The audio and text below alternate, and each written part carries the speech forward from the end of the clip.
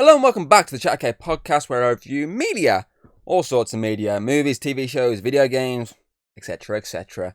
I'm your host, Dragon King Thomas Hughes, and today I'm talking about something different to what I was originally playing, because obviously I am planning within the next couple of weeks to start tackling that franchise I spoke about last week. That kind of was my first plan for this week. That went out the window because I started watching something else, and I was like, actually, no, I want to talk about this show. So obviously I'm going to talk about this TV show I recently watched. Binge watched it all in one day. And then obviously if I've got time, I'm going to tackle this basic trailer that also came out this past, I think it came out last Friday. So I'm obviously going to tackle that as well and get my thoughts on it. And as I said, in the next couple of weeks, we'll be moving on to the actual big franchise that I spoke about. So today's topic of choice, the actual review proper topic, is Castle Series 1, the 2009 Nathan Fillion cop show, which focuses on a murder writer, murder novelist, should say, who is brought in as a liaison to the police department when a crime scene resembles one of his book's crime scenes, and he's obviously forced then to help try and solve this crime before eventually, sticking around and, solving more crimes with them that, aren't even just based on his books, just general crimes, and he's just using his knowledge of crime writing to help them solve the cases. So, obviously, this came out in 2009, so this is like 16 years old now. I've never watched it. I think I may have maybe caught like one or two episodes on TV before if someone was watching it, but I never actually sat down and watched it. And one of the reasons, obviously, I kind of got drawn into wanting to watch it recently was, funny enough, Connor. Obviously, he was on about obviously the new Superman movie, and he was like, "Oh, I didn't realize the guy playing the Green Lantern was the one who played Castle." And I was like, "Oh yeah," and I was like, "I never actually watched that show." And obviously, I found it on Disney Plus. It's on there, all 8 seasons, and I was like, "You know what? Fuck it, I'll finally sit down and watch Castle."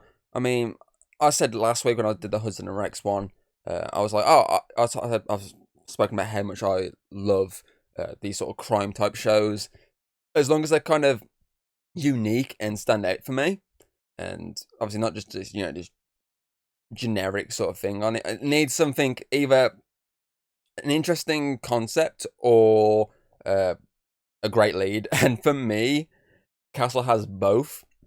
It has obviously this great lead in the form of Nathan Fillion, sorry, who absolutely kills it. I got my words mixed up there. Look, I didn't carry on because when I said Nathan Killian fills it in this role. No, but yeah, no, Fillion absolutely kills it in the lead role as Castle.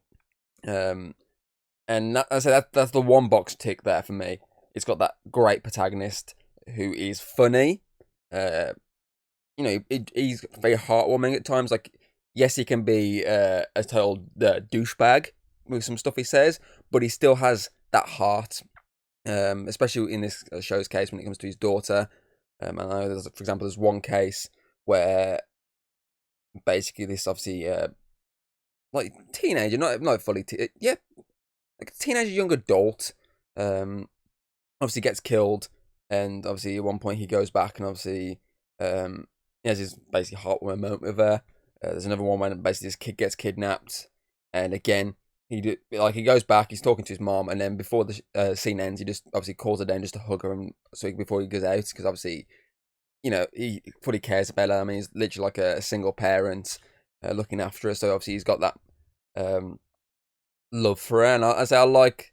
He's got so many different layers to him as a character. I say he's not just this douchebag writer that when you first meet him in episode 1, when he's doing his book signing, like he's basically signing women's boobs and stuff with his name. Like, he starts off as that level of character, and I mean, to be fair, he still has that in him later on. Like, for example, there's a scene where the episode's to do with obviously this surgeon that gets killed, and obviously he's linked to plastic surgery, and obviously the on about why men are so attracted to boobs, and he's just like, oh, it's just a natural instinct, And there's literally a scene when they have a suspect in custody, and the first thing he clocks is cleavage. So he's still got that level of like douchebag guy in him, but at the same time, he still has a lot of these heartwarming moments, and that's what I think makes him stand out. And on top of that, as I said, the concept, yes, it's a very run-of-the-mill concept of law enforcement bringing in someone who's not law enforcement to help them deal with cases. And so we've seen this plenty of times. Shows like Lucifer, iZombie, Deception. I mean, the list could generally go on. Scorpion, I think, is another one. The list could go on. It's like a run-of-the-mill type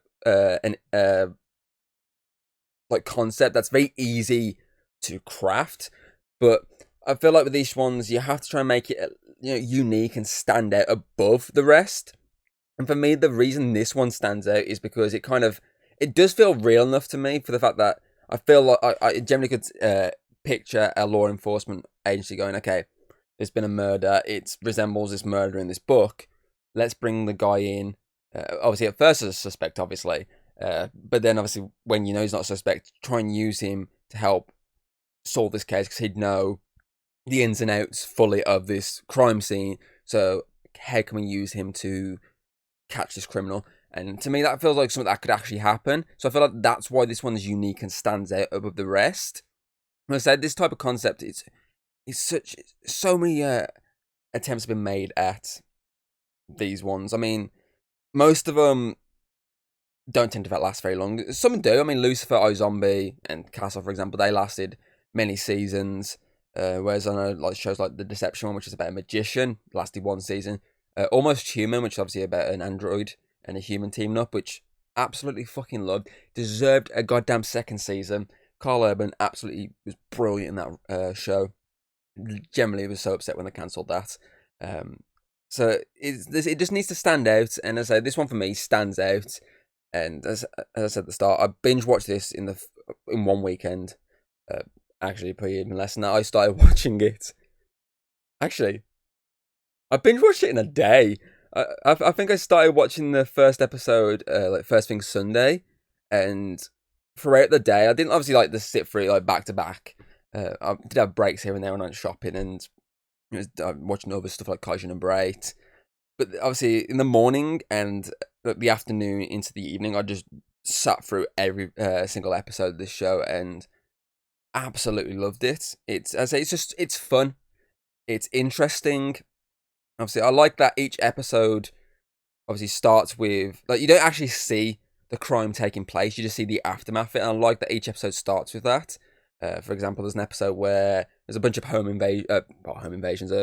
robberies, and the episode starts with like seeing this obviously place. It's obviously like apartment building, and obviously eventually it pans into like the safe, and the safe starts opening. You're like, okay, it's going to be empty, and as it opens, there's like just a dead body crammed in there. I was like, okay, that's kind of unique.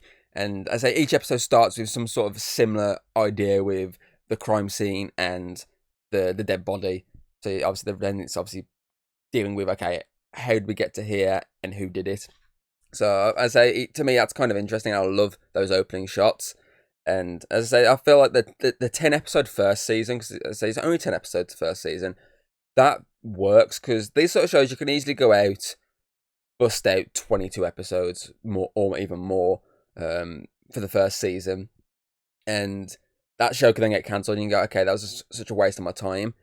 Whereas at least with a 10 episode show, obviously, yeah, you could get pissed off when it gets cancelled if you really enjoyed it, like I did with that show Almost Human. But at the same time, you can go, okay, at least I only invested within like 10 episodes. It wasn't as if I invested in like this massive fucking season before it got canned.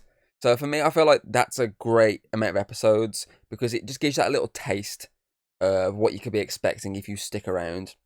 Say Hudson and Rex did it with the first season, which was what, about 12 episodes, was it? Before eventually shifting to like 16 episodes and above, apart from, let's say, that last season, which was a lot shorter, but that had its reasons. So I feel like 10 episodes is it's the right spot.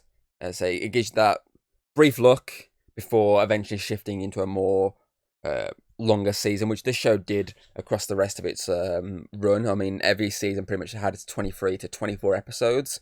So I'm going to be sat through a lot of TV episodes over the next possibly couple of weeks, because I wouldn't mind obviously talking about each season as I'm watching it, but we'll see how it goes. If I can get through quick enough to actually sit down and do an episode, because as I could always do them in between the Man-Eater series ones when I did them. But I say we'll see on that. But still, I say this show did the right thing being short before switching to much longer seasons, and it obviously eventually then ran its course, going 8 seasons before eventually getting cancelled. And I feel like when obviously, especially with these type of shows, if you can get to season 8, I feel like, well, yeah, you're definitely starting to run your course. I could be wrong, but when I get there myself, I could be going, no, this show could easily go like another couple of seasons. But I feel like when you start doing these sort of cop shows, if you start doing too much and it's very similar each time, you could argue that it's definitely starting to run its course. I know, and obviously when I'm talking with these sort of cop shows, when I spoke to Hayden about Lucifer, which obviously I've only ever watched like the first season and a bit. Obviously, she spoke she spoke to me earlier about the fact that obviously early on, the first like 3 seasons at least was very much like this, where it's like him just doing like a liaison job with the cops. But then eventually they started shifting into more world building and more the fully supernatural stuff. And same with iZombie, she said that the exact same thing happened with that one. And obviously shows like that, that's how you can get away with having these longer runs. You can have these more basic plot lines, but then you can start delving more into your pull, which is your supernatural side. Whereas I don't think a show like this could easily delve fully into the writer side of it, because it already has to an extent. That's the whole point of each episode. So I feel like 8 seasons is probably a good mark for them to end on with this obviously show. But I say, when I get to that season myself, I could be saying completely different. But for now, I feel like when I'm thinking about it, I'm like, okay, 8 seasons for a cop show is pretty the right call, or else it's gonna be fucking Criminal Minds or NCIS, which is just goes on for far too fucking long, and then they cancel the wrong fucking spin-off shows. I'm talking about fucking the New Orleans one that should have gone for another at least season or 2 before getting canned. But still, as I say, it's a good show, and I what I like about this as well, when you look at these sort of liaison type shows, after that, yeah, you have that first episode when they get drawn in, the work of them, they do really well, and then obviously their department tends to go, you know what, why don't you stick around, or we'll call you for more assistance because you did such a good job on that first go. We could use you. We generally could use you again. What I like with this one is that's not the case. Yes, he gets the praise for the first, obviously, case, because he does a pretty decent job, and then even helps capture the criminal at the end in a very humorous fashion. I like with this that it's the case of, well, thanks for working with us, goodbye, and that's it. But I like with this that it's him then forcing his way into wanting to be in the front lines, though he won't probably admit that he wants to be a cop, or straight up admit that he wants to get obviously a fully romantic relationship. Like, he generally makes comments, and it's very obvious that he wants to get in a romantic relationship with the other lead. How he kind of phrased it a lot of times, he's very much a hit it and quit it kind of a vibe. But reality is, he wants more than that. He wants an actual proper romantic relationship. They won't fully admit to some of these points.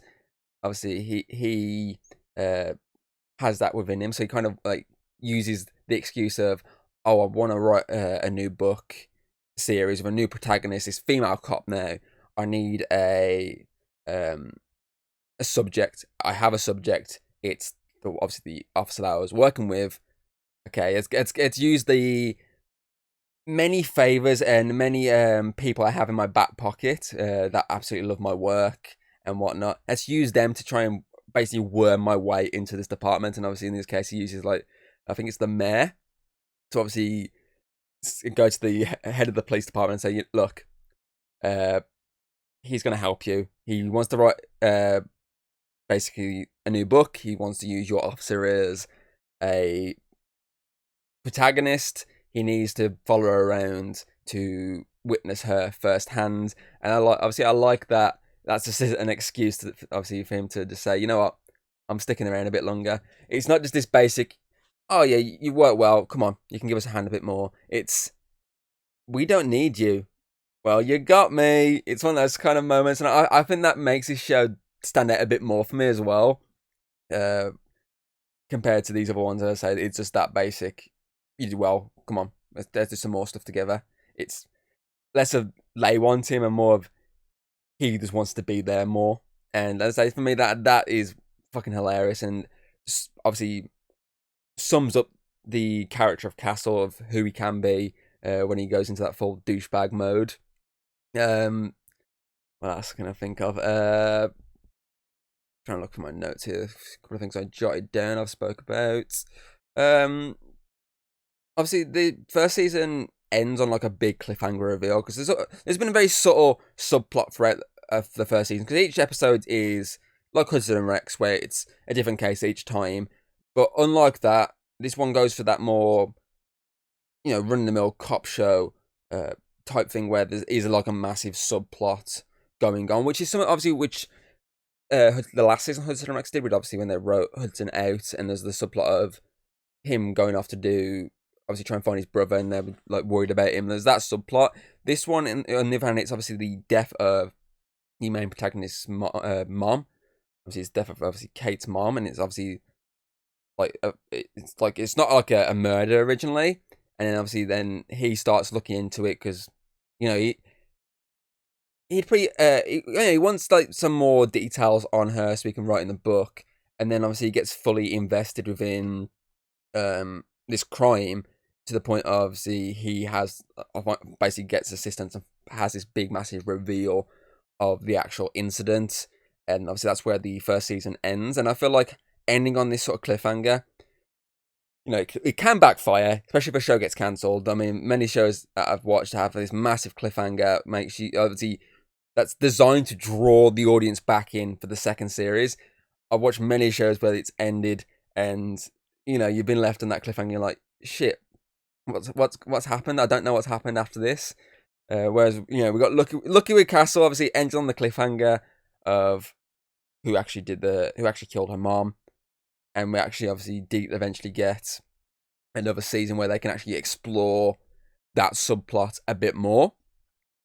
So obviously, it did the right thing ending on this sort of big reveal, because I say it's one of those subplots that's been there for a while, obviously, and it's been slowly revealing little bits, maybe not fully information, but obviously just like little hints at that's going to be a big plot going forward. Like, for example, there's a scene where Castle gets another cop to basically give him the file on it, and that there's the big hint of, okay, he's going to look into this crime himself and try and figure out what actually happened. And then obviously you got a scene where obviously she finds out that if someone keeps asking about it, obviously she basically shoots him down and tells him, look, if you look into this, that's it. We're not working together ever again. So there's a slow hints of will he, won't he? Similar to the relationship between them, is the hints of will they, won't they? Obviously, with this subplot, there's the will he look into it or won't he look into it? But then at the same time, you go, okay, it's Castle. If you follow his character throughout this first season, you know he's going to fucking look into it. And they say it ends on that perfect note of he's looked into it, he's got help looking into it, they found something that no one else has found. And then you need to come back for the second series to see where this goes. Because I'm guessing they do that, obviously, subplot within the second series. It'd be a bit, I think a bit stupid if they dragged it out over multiple seasons. So I feel like they could probably bash it out as the plot of the second series and end the season, at least, on that moment. So when they finally solve the crime. So I'm not going to look into it because I don't want to fucking spoil it for me. Because I know it's an old show, so people can easily spoil it for me. But I want to watch this myself, because as I say, I got really invested in that first series that I could barely put it down, and I'm happy I got to that point, because as I say, if I can't put it down, if I binge watch it like that, like fucking just back to back, then for me it's a good show. If it's a show that I drag out over the course of like weeks, like at least like one season, at least if I drag it out over weeks or months, then it's a show that maybe slowly being more enjoyed by me, but at the same time might be one that I'm just like, I'm not interested, but I just want to see how it ends. So, like, for example, like Hudson and Rex, I'll go back to that one, because the one I recently did, when I pointed out the fact that the first season, I watched so many episodes, enjoyed it, but didn't watch the rest for like a good 2 years or so. But then eventually, when I came back, I got really into it. So I feel like if I'm watching a show straight away and just binging it, I'm like, I need to watch the next season. That for me means it's a good show. It means it's entertaining. It means it's got enough there to pique my interest. And I say for me, Castle is that. As it's mainly because Nathan Fillion. I absolutely love Nathan Fillion. He's such a good actor, such an underrated actor. And this allows him to get that center spotlight they had for Firefly, and be a bit more bigger. Because I know obviously he's big in Firefly because he's the main character, but he only got that one season to do it. Whereas, well, he got 8 seasons of Castle to do it, 8 seasons to shine and show his range. And so this first season it allows him to do that, and that's why for me this series is amazing. Yeah, it's no 10 out of 10. No, knock out the park show. None of these cop shows are going to be like that unless it's like fucking like mind blowing.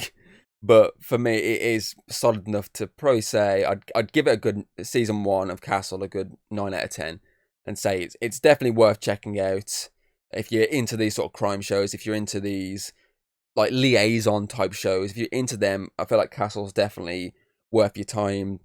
And obviously, if you don't really enjoy it, then that's fine. You've got 10 episode first season to see what you think about it. It's not as if you obviously got to sit through 20 odd episodes. You've got 10 episodes that are like 40 minutes long. If you don't like after 10 episodes, then fair enough, back out. You don't need to watch anymore. But if you do, then you can sit down and get invested in the rest of the seasons. I mean, I watched it on Disney Plus because that's where Castle is currently airing in the UK. Got the whole 8 seasons on there, and I say I'm as happy that I finally sat down and decided to check out this show after 16 long ass years. To be fair, when it first came out, I wouldn't have really been interested in it. I wasn't really a big cop show fan back then. It's been more as I've been getting older.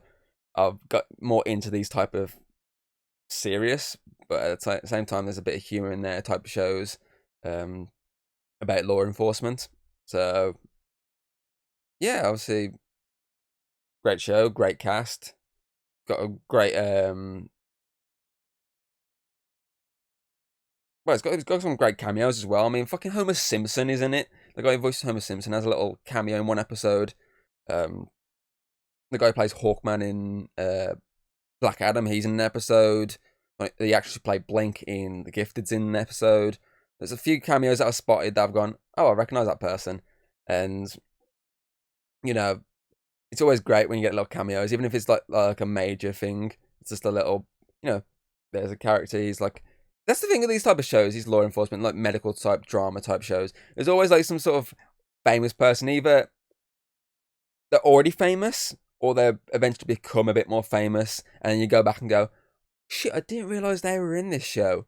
Cause it wasn't like Timothy Chalamet in like a crime show, like when he was younger, and obviously they brought it up as a joke recently at like one of these award presentations. So like stuff like that. It's always good to go back and watch these sort of shows and go, I recognise them now, or shit, I forgot they were in this show. So yeah, there's a Castle season 1, absolutely solid. And the other thing I obviously want to talk about today is the trailer that dropped last week, which is for Primitive War, the movie adaptation of the novel about obviously the Vietnamese War, and about a bunch of soldiers called the Vulture Squad that head into the Vietnamese jungle to try and figure out what happened to a bunch of Green Berets. And when they're there, they're basically attacked by dinosaurs. And obviously, I listened to this novel on Audible about a month or two ago, and absolutely loved it. It's generally one of my favorite books I've read. It's definitely after the first trailer came out that I was like, okay, I'm gonna listen to this, because the first trailer came out a couple of months back, and it was interesting enough. It didn't show too much. It showed like snippets here and there, and it drew me in enough to go, okay, I might be interested. Checked out the book, definitely got interested. After listening to that, I was like, okay, let's hear if they adapt this. If they adapt it wrong, I'm gonna be fucking angry, because this book is absolutely phenomenal. So we'll see how this goes. And as I say, they dropped the trailer for the Comic-Con weekend, and obviously the release date of August for at least the US. They haven't got a release date over here in the UK just yet. which I'm annoyed. I'm hoping they put it in cinema over here because I'd love to watch that in cinema. Because I say this trailer dropped and it showed a lot more. It showed a lot more of the dinosaurs, a lot more digital effects, a lot more action sequences. And I was watching, I was like, man, this fucking trailer's good. I mean, it's got the generic Vietnamese movie song, Fortunate Son in the background towards the end of the trailer. The generic one, which I said to Hayden, I mean, it's got that very, it's got the classic generic song in the background for the Vietnamese war type movie with helicopters. She's like, oh, god damn it, no. And instantly she knew what the hell I was on about. I mean, Connor did the exact same when I made the joke to him. And as I say, the trailer just looks outstanding. I mean, for a much more lower budgeted movie compared to something like the Jurassic Park, Jurassic World franchise, the CGI looks great. The dinosaur designs look amazing. I mean, obviously added the feathers and a lot more of the realisticness to the dinosaurs, and they look absolutely phenomenal. And I can't wait to see this movie. Obviously, it's an Australian produced movie. It's made by the same guy who did the Occupation duology, and I love both Occupation movies. I thought they were really good. I didn't like the director's last film, that The Devil Beneath, or whatever it's called. Obviously, it's also called Red Billabong, I think, which is like a monster movie. Didn't like that. I thought it was kind of shit. But I did enjoy these Occupation movies, which were a more action-centered movie, which this clearly is, that action movie with the sci-fi twist of dinosaurs. And obviously, that kind of draws me in. And I feel like because I've got the knowledge of the book behind me, well, a little bit of knowledge here and there of the book, and I know certain sequences in the book, I'm like, okay, this should be interesting. I mean, there's a sequence in the book towards the end where obviously the Russian base gets attacked by obviously the T-Rexes, and they absolutely fucking destroy this base. And then you throw in the fucking Quetzal Colossus. I'm fucking terrible at that. I mean, you saw how bad I was in the Jurassic World when I'm trying to fucking name that dinosaur. When that comes in and fucks everything up, like, there's so many dinosaurs in here that are just more brutal than they ever have been seen before. I mean, the Utah Raptors are fucking phenomenal in the book, and they look amazing and scary as hell in this adaptation. So I can't wait to see what they do with them. I mean, I can't wait to see what they do with this adaptation entirely, because it's an adaptation, so it can go either way. It can either be shit or it can be great. My hope, at least, is it's passable. Like, it's entertaining enough to say, I had a decent enough time. My dream is that it's fucking outstanding and that I can say, damn, it's up there with Jurassic Park. It's like one of the greatest dinosaur movies out there. So my fingers are crossed on that. Like, as long as it's like, for me, if it doesn't have to be like the same level as the first Jurassic Park, as long as it's like the rest of the franchise, I'm okay with. I just don't want it to be, down here with like half these fucking shoddy ass, low budget dinosaur movies. I don't want it to be down there. I want it to be up there at least, because as I said, the second trailer they dropped it just looks phenomenal. The action looks outstanding. The cinematography looks great. It's not got really these massive mainstream actors in the front and center, but I do recognize a few of them from obviously TV shows and other movies. So I mean, the lead actor, I remember watching a film with him in it was Knights of Badaston, which was a really fun LARPing movie he did, which was hilarious. So you got him. I literally watched a film not long ago with another actor who's in it. There's a film called From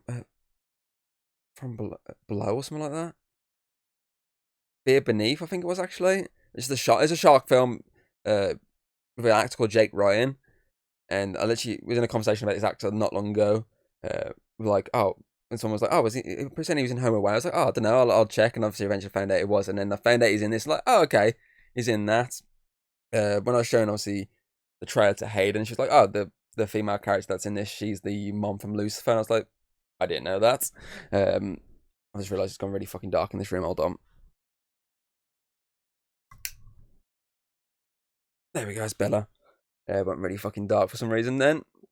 But still, obviously, there's a lot of like people that you may have seen in, like, let's say, other shows or other movies that not like massive stars, like say with the Jurassic World franchise where you got fucking like Scarlett Johansson, you got Chris Pratt. It's not that level of stardom, but it's people that, if especially if you watched like Home and Away. Because I went through the cast and a chunk of them have appeared in things like Home and Away.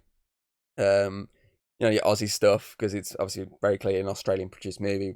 It's got an Australian director behind it, of course. It's an Australian produced movie. So it looks good. I'm hoping it gets a UK release in cinema, because I want to watch it in cinema.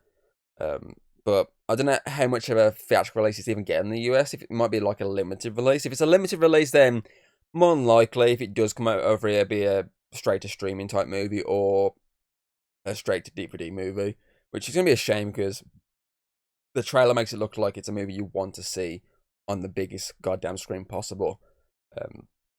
So, yeah, just hopefully they get it right. Hopefully it's not a shoddy ass adaptation. Hopefully it's worth everyone's time and worth, obviously, people's time that have actually invested their time into reading or listening to the book, because the book is great, and you want every time there's an adaptation of something, you want it to do justice to its source material. So I really want this movie to do justice to its source material, because, as I say, the source material is outstanding, and it's such a good listen / read. So if you haven't actually listened to it or read it, do check it out before the movie,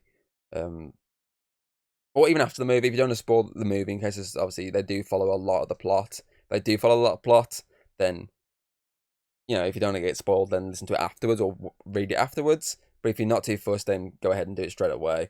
I know there's one scene they've changed from the book. In the book, there's a scene, obviously, of I can't remember which crocodile dinosaur species it is, but there's a species of crocodilian dinosaur that in the movie they've changed to the Spinosaurus. I think the reason was like budget reasons. But if you look at the trailer, I mean, the amount of dinosaurs in this fucking trailer, like, how the fuck is it budget reasons? But still. So, yeah, looks great. Can't wait for it. So, obviously, if you've seen Castle Series 1, put your thoughts in the description below. Obviously, if you've seen the trailer to Primitive War or read or listened to the novel, put your thoughts on Primitive War as well in the comments below. Like, if you're looking forward to the movie adaptation, what you want to see them adapt from the book into the movie, and you think the movie's actually going to be any good. So, yeah, I feel like that covers everything. Obviously, you can check out the podcast on Spotify, Apple Podcasts, Audible, Amazon Music, etc., etc. Obviously, you can check out the video on YouTube as well. You get to see, as I always say, my ugly mug. And you also get to check out all my other content that is readily available for you. Because there is a lot of content here from many games and many other reviews. I mean, I'm pretty much moving into the Assassin's Creed Unity DLC this weekend, so that's something you can check out. Obviously, if you haven't checked out the actual Unity playthrough, that's available.